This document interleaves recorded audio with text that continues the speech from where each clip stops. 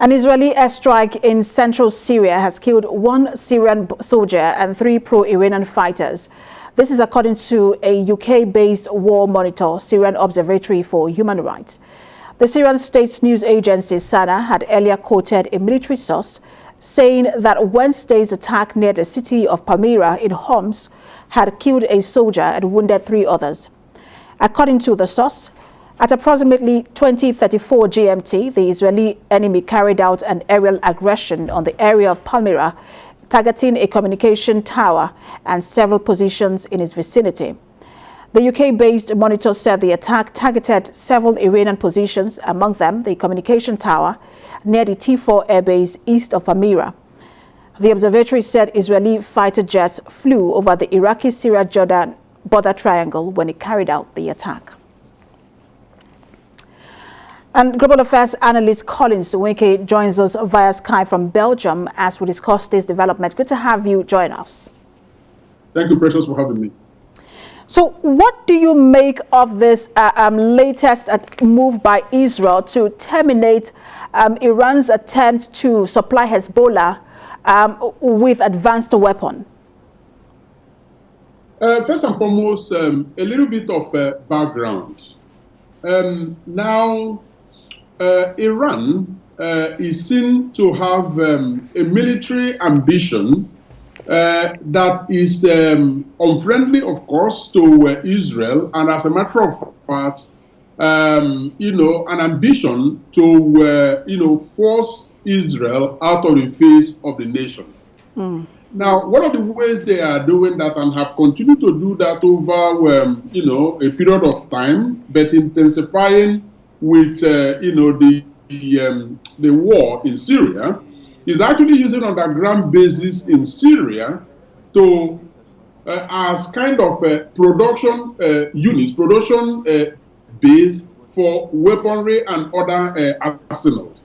So what Israel sees as its obligation towards the existence of Israel is essentially to dismantle any and all of those, military bases. Now, the airstrike in discussion right now actually falls within that Israeli, target of dismantling and actually destroying every single base that Iran is actually building in Syria. So that is how this all came about.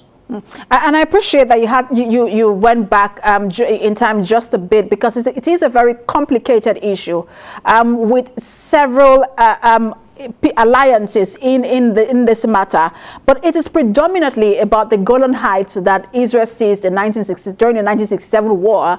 Iran seems to want the Golan Heights back because it is very strategic for its assertion of power in that region.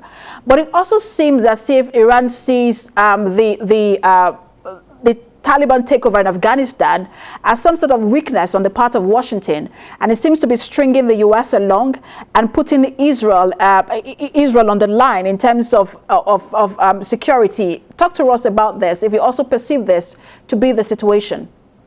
Well, absolutely. It was fantastic that you raised that, because essentially these are all strategic position, and like you mentioned, Iran is being actually opportunistic in this by seizing on America's weakness, around Afghanistan, and then trying to show off, its firepower. Of course, Iran is not oblivious of, that ambition, and so the Golan Heights, which remains, a thorn in the regional flesh, is something that has continued to constitute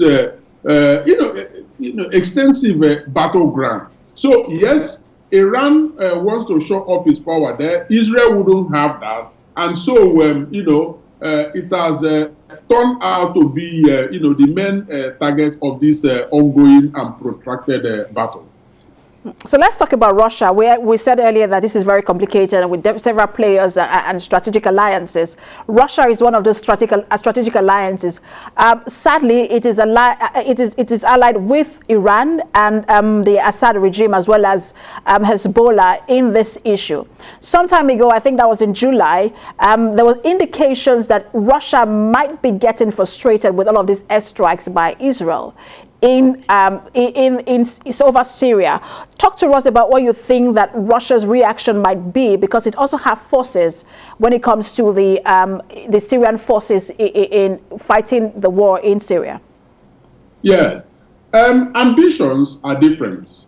Russia's ambition in that region is different from that of Iran, and of course Israel, takes it as, of course, an obligation to defend its sovereignty. So that is, another set of, strategic interest. Now, as far as Russia is concerned, I think it is fair to say that anyone that is seen to be a friend and ally of the United States and has anything to do with, NATO, actually indirectly becomes Russia's enemy as well. And so what Russia is doing by supporting, allegedly, the rebuilding of Syria, and of course before then supporting the war over there and being on the side of Assad, has already pitched it against Israel directly and indirectly. Now, whether there is going to be an escalation remains to be seen, although it is highly doubtful that Russia will take any action directly against Israel if it's just left at, Israel trying to dismantle all the production units that Iran is doing in Syria. So it's a delicate situation, but I do not see Russia, based on its strategic interest there, in acting in ways that will escalate. Well, even though there are fears that Russia might take a stronger stance, if we remember clearly, it was the understanding between Russia and Israel was as a result of the several visits by former Prime Minister Benjamin Netanyahu to Moscow. He's now out of office. We also see that Naftali Bennett, who is now the Prime Minister of Israel, has a very strong stance when it comes to, even stronger stance when it comes to the Golan Heights, much more than former Prime Minister Benjamin Netanyahu. Do you think that this might frustrate Russia in terms of that understanding that they had with Israel? The coming to power of Bennett, clearly a man cut of different wood than Netanyahu. I mean, Netanyahu is known to be a hardliner, but Bennett is even more hardliner than Netanyahu was. Yes, of course, it actually tilts the balance towards more escalation because, Bennett will do anything to defend the Golan Heights. And so it could come to a point where Russia actually feels that its strategic interest, is very much under threat, is very much at stake, and might want to take one or two actions. But it is also in Russia's interest that things don't go out of hand. So I think I want to submit that Russia will do all it will take to kind of maintain a status quo, but will be very, very careful not to act in ways that escalates. And there is now a threat of retaliation coming from Syria and just Hezbollah. We'll see how that plays out. Israel is on a red line here, so we'll see how that plays out. Thank you so much for your insights, as always. Global Affairs Analyst, Collins Nweke. Thank you, Precious, for having me. Cheers.